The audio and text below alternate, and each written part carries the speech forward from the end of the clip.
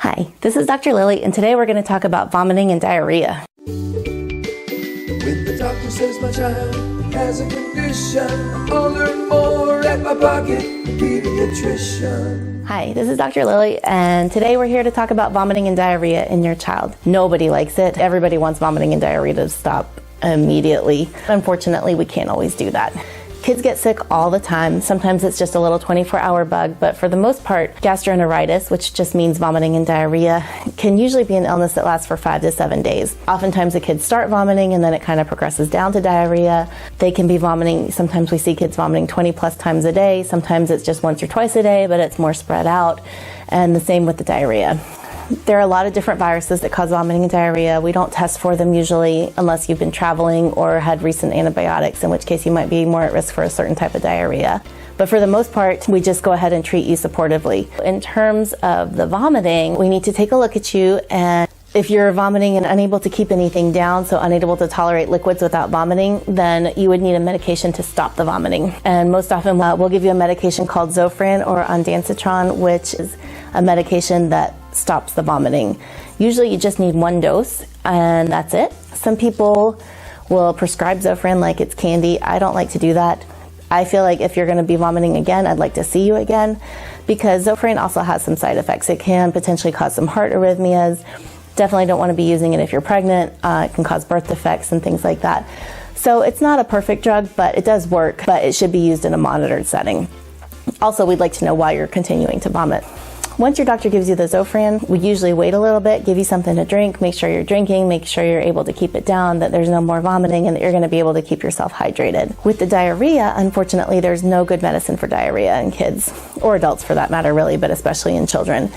There are all kinds of medications like Imodium, Pepto-Bismol, and things that are available over the counter, but those basically will slow your gut motility down. So then you have this infectious diarrhea, and it's kind of got nowhere to go, and your stomach starts sort of just getting more and more tense because there's no outlet for the infection, and so kids get really crampy abdominal pain.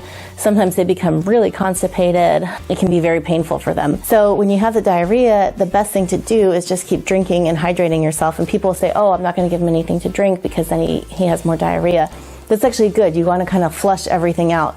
So keep pushing fluids. The more diarrhea you have, the more you should be drinking, because the main thing is that you don't want the child to get dehydrated. The best way to know if your child is dehydrated or not is looking at their urine output. And sometimes when they have diarrhea, especially if it's in a diaper, it's hard to tell. But as long as they're peeing at least every 6 to 8 hours, that's a sign that they're probably doing okay with their hydration. But if they are going less than that, then you probably need to get in to see somebody, make sure that you're able to get the child hydrated.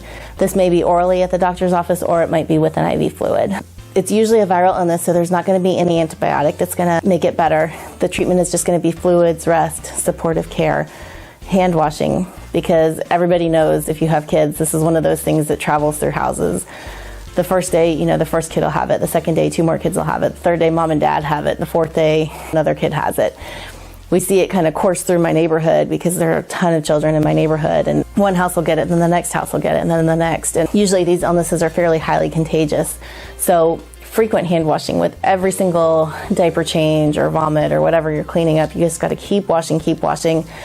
I remember at the time I had 3 kids and they all had it, and we were running out of sheets, and I was just doing laundry all night long and like falling over. I was so tired. It's miserable.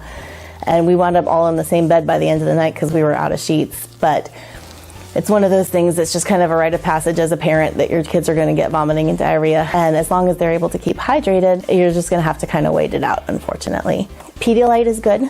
So Pedialyte, or any kind of generic version of that, is an oral electrolyte rehydration solution, especially in younger children, definitely in any baby under 1.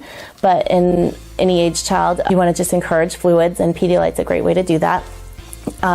It's got sugar, salt, all the electrolytes that you need. You can also do in older children Gatorade or Powerade, because that also has some of the salt in there.